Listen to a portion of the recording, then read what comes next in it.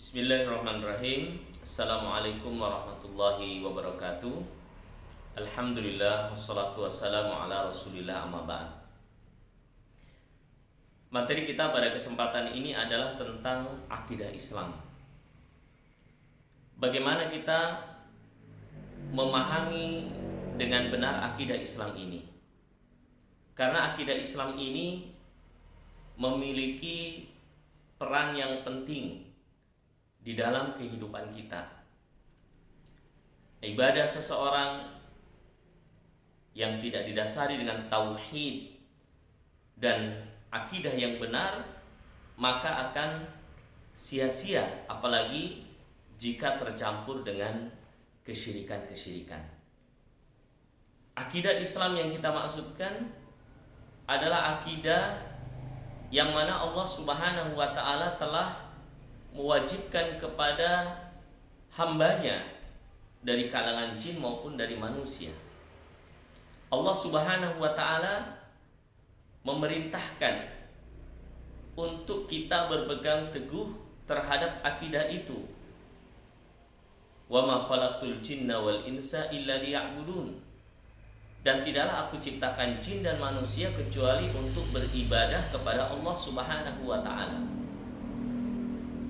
Allah mengutus para nabi, Allah mengutus para rasul, Allah Subhanahu wa ta'ala menurunkan kitab agar seluruh nabi dan rasul yang diutus oleh Allah mengajarkan ini, yaitu mentauhidkan Allah Subhanahu wa ta'ala dan tidak menyekutukannya dengan sesuatu apapun. Tentu dalam hal ini misi para nabi itu sama. Walaqad ba'atsna fi kulli ummatin rasulan an ibudullaha wajtanibut taghut. Ini misi para nabi yang Allah jelaskan. Sungguh kami telah mengutus di setiap umat itu seorang rasul yang mendakwahkan atau mengajarkan manusia agar menyembah kepada Allah semata dan meninggalkan taghut. Apa itu taghut? Kullu ma ubida min ghairillah. Segala sesuatu yang diibadahi selain Allah Subhanahu wa ta'ala. Maka jamaah yang dimuliakan oleh Allah Subhanahu wa ta'ala, seseorang harus memiliki akidah yang benar. Karena jika akidahnya salah, akidahnya keliru, bahkan tercampur dengan kesyirikan, itu akan menjadi penghalang diterimanya amalan dan tidak diampunkannya dosa.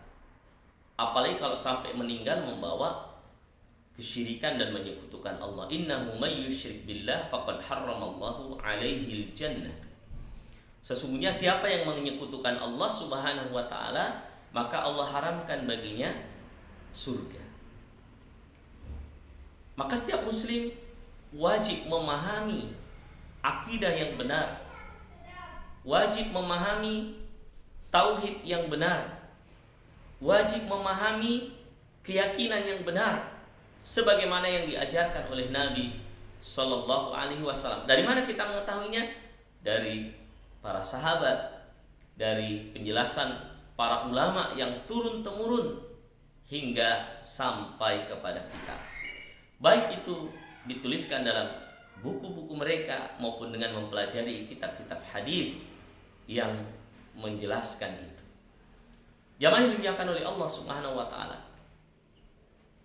kalau kita melihat pendidikan kita di Indonesia, maka sangat sedikit porsi tauhid, porsi pelajaran akidah yang diajarkan di sekolah-sekolah kita.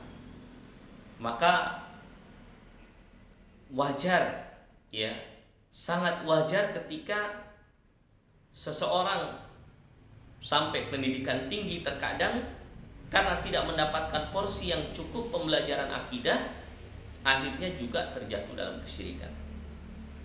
Masih banyak di antara umat kita yang percaya kepada ramalan-ramalan.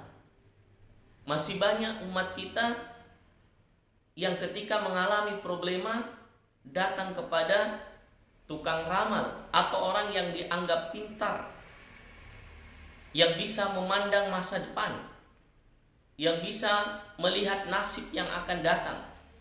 Dan tidak sedikit pula yang tertimpa penyakit, ya, mendatangi, ya, dukun, tukang ramal, atau hal-hal yang menggunakan praktik-praktik sihir.